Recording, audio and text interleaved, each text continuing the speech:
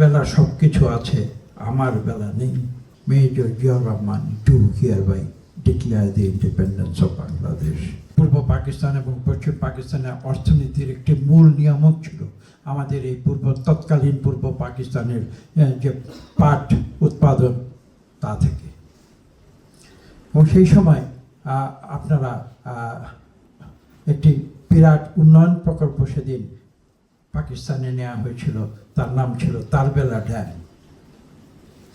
তো তখন বাংলাদেশি যারা এখানে বাংলাদেশ নিয়ে যখন তারা চিন্তা করত, বাংলাদেশের যারা সাংবাদিকেরা যখন পত্রিকায় লিখত, তারা একটি চমৎকার একটি বাক্য পত্রিকায় শিরোনাম করেছিলেন। তারা লিখেছিলেন, তার বেলা সব কিছু আছে, আমার বেলা নেই। তার বেলা সব কিছু আছে, আমার বেলা নেই। অর্থাৎ তার বেলা ড্যামের জন্য যে অর্থ, সে অর্থের যোগান দিয়েছিল পূর্ব পাকিস্তান, কিন্তু ড্যামটি তৈরি হয়েছিল পশ্চিম পাকিস্তানে। পূর্ব পাকিস্তানের উন্নয়ন সেভাবে হয়নি। সেই প্রশ্নটি কিন্তু তখন উঠেছিল, এবং সেই জাতীয়তাবাদের সেই চিন্তা ধ্যান ধারণাগুলো, সেগুলো কিন্তু শহীদ প্রেসিডেন্ট জিয়াউর রহমানের অন্তরে আবেদন করেছিল। এবং পরবর্তীতে তিনি ৭১ সালে যখন চট্টগ্রামে যখন তার পোস্টিং হয়েছিল, আপনারা জানেন, কথা নতুন করে বলার কোনো প্রয়োজন নাই, তারপরেও বলতে হয়,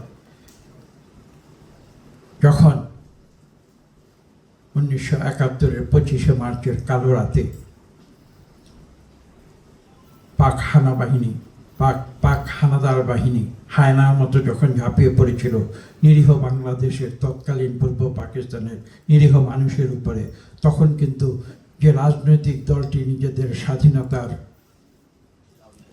দাবিদার বলে তারা বক্তব্য রাখে, ইতিহাস লেখে, তারা নিজেরা কিন্তু ইতিহাস লেখে, ইতিহাস রচিত হয় না। তখন তারা কোথায় ছিল সে রাতে, এবং পরবর্তী তারা কোথায় পালিয়ে গিয়েছিল, সেই ইতিহাস শহীদ প্রেসিডেন্ট জিয়াউর রহমানের অজানা ছিল না। এবং সেই কারণেই কিন্তু সেদিন তিনি চট্টগ্রামে বিদ্রোহ ঘোষণা করেছিলেন। এবং একটু আগে একজন বক্তা স্পষ্ট উল্লেখ করেছেন, তিনি মূলত দুবার স্বাধীনতার ঘোষণা দিয়েছেন। প্রথমবার কিন্তু তিনি বলেছিলেন, I major Ziaur Rahman do hereby declare the independence of Bangladesh. Extreme মশার কয়েল প্ল্যান্ট ফাইবার দিয়ে তৈরি, তাই সহজে ভাঙে না, সুগন্ধিযুক্ত ও নিরবিচ্ছিন্নভাবে জ্বলে। ডেঙ্গু, চিকুনগুনিয়া বাহি সহ যে কোনো মশার বিরুদ্ধে দেয় এক্সট্রিম সুরক্ষা। এই কথাটি কিন্তু তিনি প্রথম।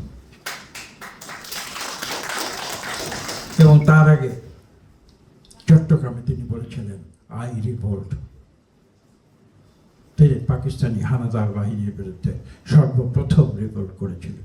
তখন আমি এটা বলতে চাই না, তারপরেও বলতে বাধ্য হচ্ছি, সেদিন সেই স্বাধীনতার চেতনার আওয়ামী লীগকে কিন্তু খুঁজে পাওয়া যায়নি, যেমন খুঁজে পাওয়া যায়নি আজকে থেকে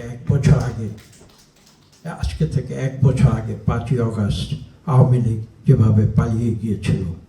এটাই হচ্ছে আওয়ামী লীগের চরিত্র।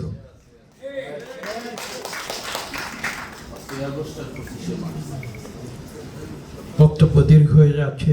আমি যে কথা দিয়ে শুরু করেছিলাম, আমি একটু সে কথায় ফিরে যেতে চাই। আওয়ামী লীগ অভিযোগ করে বিএনপির নাকি জন্ম হয়েছিল ক্যান্টনমেন্টে। পৃথিবীতে আপনারা বিভিন্ন সামরিক শাসনের ইতিহাস দেখুন। সৈনিকেরা কি করে? সৈনিকেরা গণতান্ত্রিক সরকারকে উৎখাত করে সেখানে সামরিক শাসন প্রতিষ্ঠা করে।